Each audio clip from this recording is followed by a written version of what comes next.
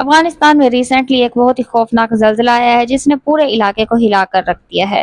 یہ زلزلہ 31 اگست 2025 کی رات کنر صوبے کے علاقے نورگل میں آیا۔ اس کی شدت 6.0 میگنیٹیوڈ اور گہرائی 8 کلومیٹر تھی، یعنی زلزلہ سطح کے بہت قریب تھا اور اسی وجہ سے تباہی بہت زیادہ ہوئی ہے۔ اس زلزلے نے لمحوں میں پورے گاؤں، بستیاں اور عمارتیں زمین بوس کر دی۔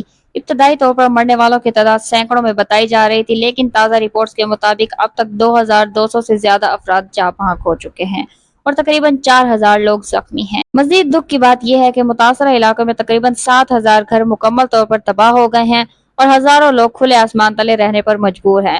اقوام متحدہ اور امدادی اداروں کے مطابق اب تک 84,000 سے زائد افراد اس آفت سے متاثر ہو چکے ہیں۔ زلزلے کے بعد بھی صورتحال رکی نہیں، بار بار شدید آفٹر شوکس آئے۔ ایک جھٹکا 5.5 شدت کا تھا، پھر ایک اور 5.4 کا، اس کے بعد سب سے بڑا جھٹکا آیا جس کی شدت 6.2 میگنیٹیوڈ ریکارڈ کی گئی۔ ہر آفٹر شاک کے بعد لوگوں میں خوف و ہراس بڑھتا گیا، لوگ گھروں میں واپس جانے سے ڈر رہے ہیں۔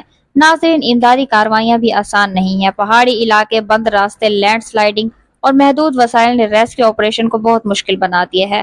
ہیلی کاپٹروں اور مقامی رضاکاروں کی مدد سے متاثرین تک پہنچنے کی کوششیں کی جا رہی ہیں، لیکن وسائل کی سخت کمی ہے۔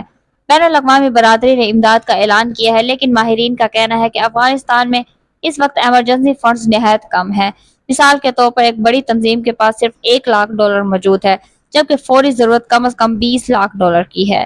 ناظرین، یہ زلزلہ ہمیں یاد دلاتا ہے قدرتی آفات کتنی خوفناک ہو سکتی ہیں اور لمحوں میں انسانی زندگیاں بدل دیتی ہیں۔